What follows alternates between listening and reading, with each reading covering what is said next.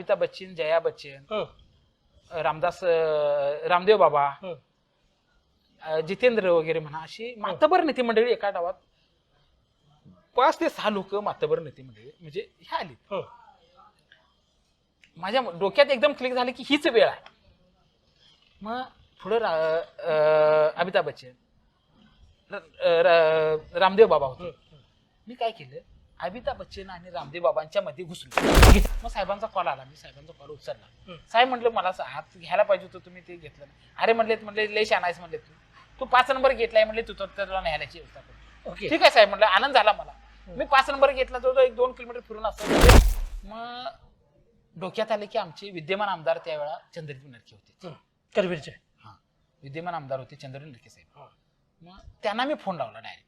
साहेब म्हटलं असं आहे नाही, तुम्ही कुणी डाय? तर म्हटलं मी कोणा, कुठल्याही परिस्थितीत काही करायला लागू दे, खरं शेवटचं बाळासाहेबांनाही भेटायचं. मी बाळासाहेबांचा कडवट शिवसैनिक आहे. मला बाळासाहेबांचं फक्त दर्शन घ्यायचं आणि जायचं. त्यावेळी फोटोची व्यवस्था नसायची, मोबाईलची व्यवस्था नसायची. काय केलं, 1-1 दिवस, 2-2, 3-3 दिवस थांबायचं मुंबईत. आम्ही वाट बघायचं. हा, वाट बघायचं. जायचं तिथं गेटवर जायचं, विनंती करायची, हात जोडायचे, पाया पडायची त्यांची, तुम्ही त्याला सोडा. त्याने विनंती केली, चंद्रजीत नरके साहेबांनी आणि विजय देवणे साहेबांनी विनंती केली. त्याने विनंतीला मान देऊन मला एकट्याला आत घेतला. मी कुठलीही गोष्ट मनात जर घेतली ती तडीस नेल्याशिवाय मी थांबत नाही. मग त्यासाठी काही करायला लागू दे. पहिली फार मोठी झेड पोलीस सुरक्षा असायची मातोश्रीवर. पूर्वी आमदार खासदारांना सुद्धा म्हणजे तसा म्हणजे थेट प्रवेश नव्हता, थेट प्रवेश नसायचा. मग त्या काळी जायचं, तिथं गेटवर जायचं, विनंती करायची, हात जोडायचे, पाया पडायची त्यांच्या. असं मी कोल्हापूरहून आलोय. एक बाळासाहेबांचा कडवट शिवसैनिक आहे आणि बाळासाहेबांचं मला दर्शन घ्यायचं, मला बाकी काही नको, माझी दुसरी काही मागणी नाही, फक्त बाळासाहेबांचं मला दर्शन घ्यायचं, बाळासाहेबांना भेटायचं आणि मी निघायचं. काय केलं, 1-1 दिवस, 2-2, 3-3 दिवस थांबायचं मुंबईत. आम्ही वाट बघायचं. हा, वाट बघायचो. खरं बाळासाहेबांना भेटल्याशिवाय परत यायचं नाही. एक खुणगाठ बांधायची. एवढं तुमच्या मनामध्ये? अगदी. मग त्यावेळा थोडंफार त्यांना पण ते जाणवायचं की बाबा म्हणजे एवढा कोल्हापूरहून आलाय बाळासाहेबांसाठी, आपुलकी वाटत. त्यांनी हात सोडायचे. मग 1 गेट, दुसरं गेट, तिसरं गेट, 3 गेट असायचे. 3 गेटला तपासून जायचं. झेड पोलीस सुरक्षा. बरोबर. बाळासाहेब म्हणजे सामान्य व्यक्तिमत्व नव्हतं, सामान्यच होते, असामान्य होते ते. 3 गेट तपासत मातोश्री जायचं, वाट बघायची बाळासाहेब कधी येतात, काय येतात. मग शेवटी आम्ही अनोळखी, लहान, त्यामुळे बघण्याचा दृष्टिकोन आपल्याकडे वेगळा असायचा तिथल्या स्टाफचा. बरोबर. ह्यो मुलगा आत कसा आला, कसा ह्यो काय करायला, कशासाठी आला, बरोबर, सुरक्षेचा मुद्दा. हा, सुरक्षेचा मुद्दा असायचा. तरी पण आम्ही त्यांना समजून सांगायचो, विनंती करायचं हात जोडून की असं असं. मी बाळासाहेबांचा कडवट शिवसैनिक आहे, मला बाळासाहेबांचं फक्त दर्शन घ्यायचं आणि जायचं. त्यावेळी फोटोची व्यवस्था नसायची, मोबाईलची व्यवस्था नसायची. भेट होणं फक्त महत्वाचं. काय नाही, आम्हाला बाळासाहेबांना भेटायचं, बाकी काय डोक्यात नसायचं. जायचं. मग नशिबाने योगायोगाने बाळासाहेब खाली यायचे.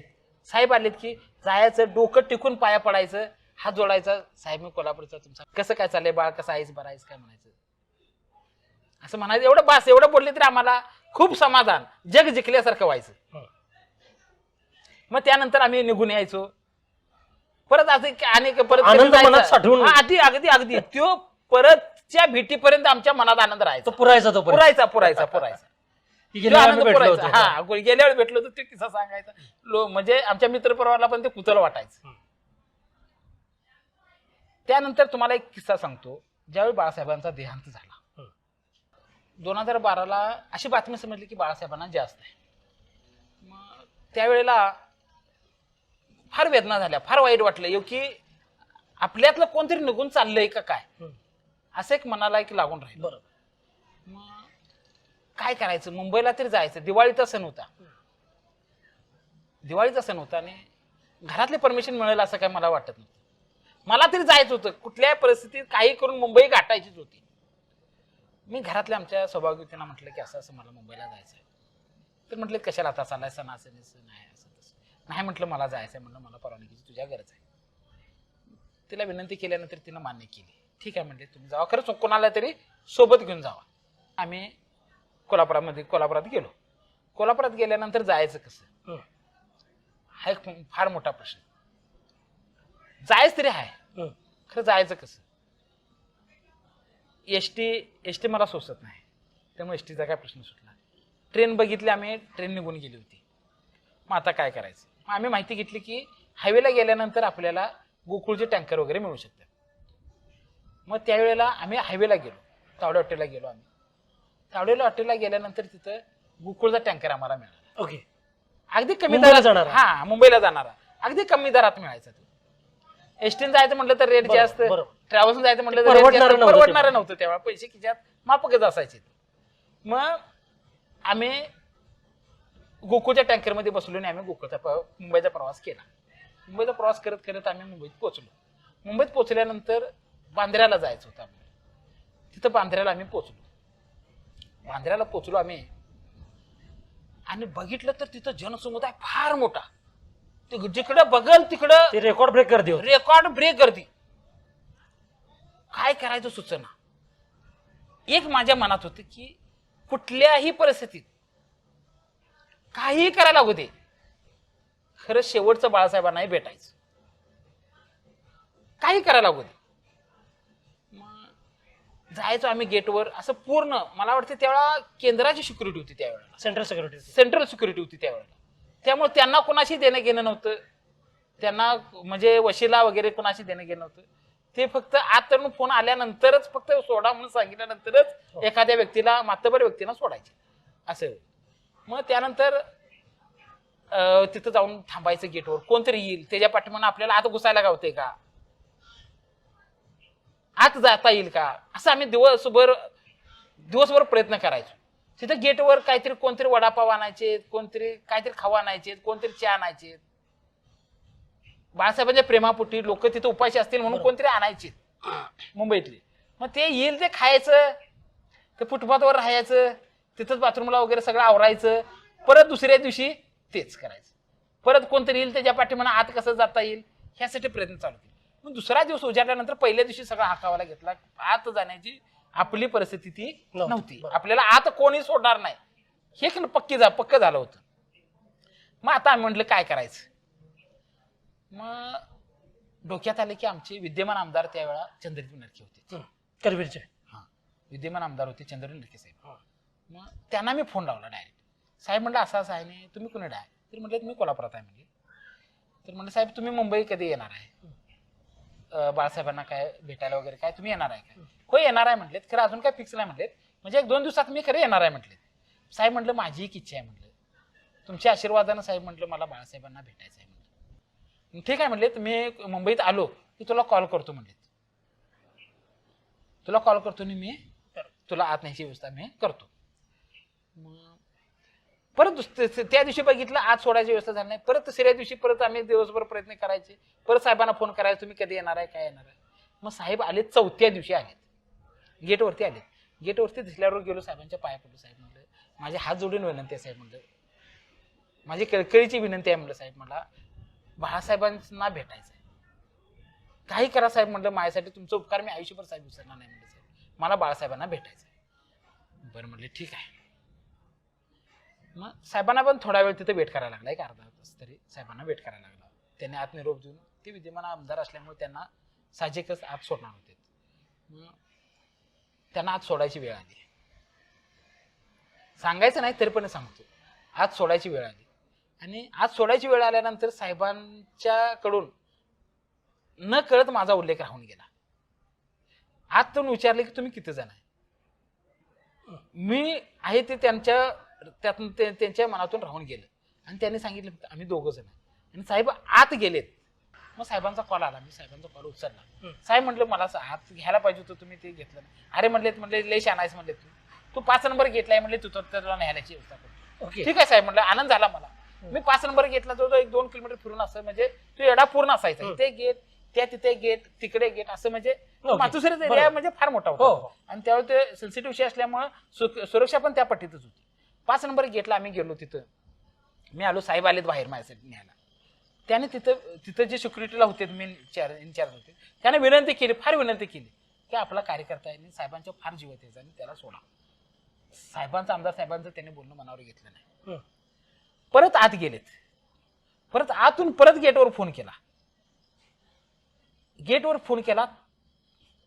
फोन केल्यानंतर परत साहेब बाहेर आले, परत विनंती केली तरी सोडायला तयार नाही. अरे बाप. काय करायचं? साहेब म्हणले जरा थांबधीर सोड नको म्हटले. काय मी प्रयत्न करतो म्हटले. परत साहेब आत गेले, परत गेटवर फोन करायला लावला आणि येताना विजय देवणे साहेबांना घेऊन ते आले. ओके. विजय देवणे साहेबांना घेऊन आले. मग दोघांनी पण त्याने विनंती केली, म्हणजे आमच्या पदाधिकारी आहे बाळासाहेबांच्या फार जीवात त्याचा आणि त्याला सोडायला पाहिजे, नाही सोडलं तर आमच्या विनाकारण होशील म्हणजे त्यांनी तुम्ही त्याला सोडा. त्याने विनंती केली चंद्रबीर नरके साहेबांनी आणि विजय देवणे साहेबांनी विनंती केली. त्याने विनंतीला मान देऊन मला एकट्याला आत घेतला. आत घेतल्यानंतर मला एवढा आनंद झाला आणि लाईव्ह कास्ट चालू होतं त्यावेळेला सगळीकडे कॅमेरा. हा, लाईव्ह कास्ट चालू असल्यामुळं तिथं डायरेक्ट मला आमच्या मित्र बरोबर डायरेक्ट टीव्हीवर दिसायला लागलो मी. बरोबर. गावाकडून वगैरे भागातनं फोन आला, अरे सागर तू कुठे टीव्ही दिसायला लागलाय? होय म्हटलं मी बाळासाहेबांना भेटायचं. अरे म्हटले तू खूप नशिबान आहे, म्हणजे आत गेलास. हॉलमध्ये असे सगळे बसले, जे कोणी येतील ते हॉलमध्ये बसायचे आणि असे हॉल झाल्यानंतर अशी एक आडवा पॅचेस होता मध्ये आणि अशा 1 2 3 रूम होत्या आणि इथून जिन्यापासून वरती दुसऱ्या मजल्यावरती बाळासाहेब होते. बरोबर. मग गेलो तिथं, एका रूम मध्ये राजसाहेब बसलेले होते. ओके. त्यांना नमस्कार केला. साहेब नमस्ते म्हटलं, मी कोल्हापूरून आलोय म्हटलं. एका खोलीत मनोहर जोशी बसले होते. ओके. रश्मी वहिनी बसल्या होत्या, त्यांना नमस्कार केला. एका रूम मध्ये एकनाथ शिंदे साहेब बसले होते, रामदास कदम होते त्यावेळेला. शिवसेनेचे मातब्बर नेते सगळे आत रूम मध्ये चर्चा करत बसले होते. त्यांना साहेबांना नमस्कार केला. साहेब नमस्ते म्हटलं. तेवढ्यात बॉडीगार्ड पोलीस आले तिथं. अरे म्हणले तू इथं काय करतोयस म्हणले, तू पहिलं बाहेर हो म्हणले, तिथं कशाला तुला आत कोणी घेतलं म्हणले. नाही साहेब म्हटलं माझं चुकलं म्हटलं आणि येऊन बाहेर परत हॉलमध्ये बसलो. तेव्हा बॉडीगार्ड वगैरे जास्त तिथे हो जास्त होते. झड प्लस सुरक्षा आणि त्यावेळेची ती परिस्थिती अतिशय प्रतिकूल परिस्थिती होती. मग त्यावेळेला काय केलं की मी परत बाहेर बसलो. एक 15 मिनिटाचा कालावधी जाऊ दिला. उगाच अंदाज घेतला साहेब कुठल्या मजल्यावर आहे, कसा जायला पाहिजे, काय करायला. बरोबर. परत 1 2 3 जण नेते मंडळी आले. आल्याबरोबर ती आत जाण्याचा मग मी काय केलं की त्यांच्या सोबत जाण्याचा प्रयत्न केला जिन्यावरनं. तेवढ्या जिन्यावरनं मी पाठीमागल्या कडेला असल्यामुळे मला अडवलं आणि मला तिथून पाठीमाग घालवलं. ठीक आहे, आलो 15-20 मिनिटं जाऊ, अर्धा तास जाऊ दिला. त्यानंतर अचानकपणे अमिताभ बच्चन, जया बच्चन, रामदेव बाबा, जितेंद्र वगैरे म्हणा अशी मातबर नेते मंडळी एका डावात 5 ते 6 लोक मातबर नेते मंडळी म्हणजे हे आली. माझ्या डोक्यात एकदम क्लिक झालं की हीच वेळ आहे. मग पुढं अमिताभ बच्चन, रामदेव बाबा होते. मी काय केलं, अमिताभ बच्चन आणि रामदेव बाबांच्या मध्ये घुसलो. गेलो आणि असे घुसलो आणि मान जे खाली घातली ती वर जागेवर जायचं मान वरती काढली नाही. तुम्हाला काही करून जायचं होतं, कसल्याही परिस्थितीत मला जायचं होतं आणि माझी अंतर्मन मला म्हणते की तू बाळासाहेबांना भेटणार. अच्छा. इच्छाशक्ती प्रबळ तुमची असली की तुम्ही कुठलाही ध्येय साध्य करू शकताय, फक्त तुमची इच्छाशक्ती प्रबळ पाहिजे. बरोबर. गेलो म्हणजे आत असं हॉस्पिटलच तयार केलं होतं, काचतनं बघायचं होतं. काचतनं बघून तिथनं बाहेरनच असा पाया पडलो, समाधान वाटलं. एक बाळासाहेबांचा कडवट शिवसैनिक असल्याचा म्हणजे अभिमान वाटला बाळासाहेबांच्या शिवसैनिक असल्याने. आणि आमचं ध्येय आमचा जन्म सार्थकी लागला एवढ्या मोठ्या नेत्याचं. शेवट एक क्षणी आपण दर्शन घेतोय म्हणजे सोपं नाही. डोळ्यातनं अश्रू आलेत, आनंदाचे अश्रू होते ते. आणि एकीकडे दुःख पण होतं की बाळासाहेब आपल्यातनं निघून जातायत की काय अशी मनाला भीती वाटायची. बरोबर. मग दर्शन घेतलं, समाधान वाटलं. म्हणजे माणूस कसा एकदम समाधान होतो असं समाधान वाटलं. आलो, खाली आलो, बसलो निवांत. परत चहा घेतला, इकडे तिकडे केलं, बघितलं. आणि तिथं तेवढ्यात उद्धव साहेबांनी प्रेस घेतली. कुणी म्हणजे नेते मंडळींनीच कोणतरी प्रेस घेतली आणि सांगितली बाळासाहेबांची तब्येत आता बरोबर आहे. ह्यातून साहेब बाहेर पडतायत. बरोबर. एक समाधान वाटलं ते ऐकून. बाहेर आलो, संध्याची वेळ होती.